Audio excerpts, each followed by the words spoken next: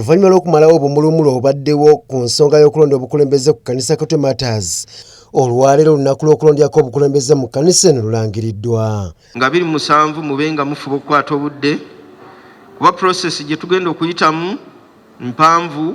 Kino kiddiridde ekisanja ky'obukulembeze obuliko eky'emyaka ena okuggwako, era kati abakristaayo baakulonda obukulembeze obujja ng'ennaku z'omwezi 27 omwezi guno. Bwe tunaamala okwewandiisa lyoke tujje tuyingire abakebezi nga batuyambako okusobola okufuna engeri gye tutuula. Buli muntu jjangu n'ekkalaamu. Bino birangiriddwa Reverand Lutaaya atwala ekkanisa eno era alambuludde ku nteekateeka y'okulonda nga bw'enaatambula. Okusooka twali tuteesezza n'enkola y'obulabirizi gye baali batuwadde nti tulonde tukole secret nomination, amannya gafulumizibwe gatimbibwe ku notice board,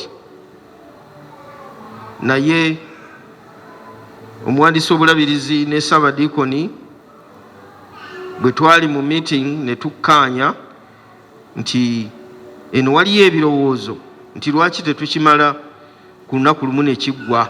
Ebifo ebisookerwako ebitonotono nga bino bisingamu bakulembeze abakyala bye bigenda okusooka okulondebwa okuva ng'ennaku z'omwezi 24. Ne ttiimu bamaama we bali wano.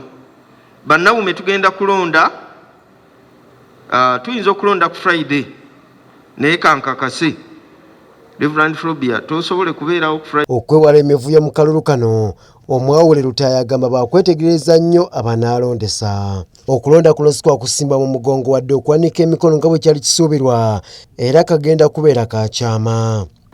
Tujja kukozesa enkola eya secret nomination tulyoke tusobole okubeera nti tugenda mu maaso n'okulonda.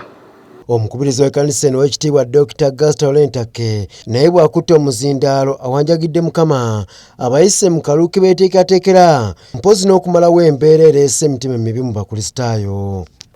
Okugwa kw'omuntu okwaliwo mu biseera ebyo ebyasooka ate ffe tuleme okugwamu. Kale Mukama weebazibwe nnyo. Mukama akkakkanya oluyogaano lwonna oluli mu mitima gyaffe, oluli mu bwongo bwaffe, oluli mu birowoozo byaffe. Olw'okulonda Mukama ffenna kwe twetegekera. Ffenna tuyaayaana okukuweereza Mukama. Gwe londamu abo ab'ekiseera kino ate n'ab'ekiseera ekijja Mukama nga bw'oyongera okubateekateeka. Twagala okuwaayo byonna Mukama bye twazze tuyaayaana nabyo. Mu kusaba kwa leero era kwetabiddwamu ne bammemba okuva mu kibiina kya Bible Society ng'obubaka bwabwe bubadde bwakulaga bakristaayo embeera y'okwewala ebinyiiza abalala. Olayo lwakwekebera si lwakusonga ngalo mu mulala naye lwakwekebera okumanya kibi ki ekikyanfuga. Busungu, kulimba, kukonjera abantu bigambo, bwenzi. Bano batangaazizza ne ku mbeera y'okulonda abakulembeze naddala mu makanisa. Okusaba kwetabiddwamu abakristaayo okuva mu biti eby'enjawulo. Kiyingi Moses, Deuta TV Amasukulumu.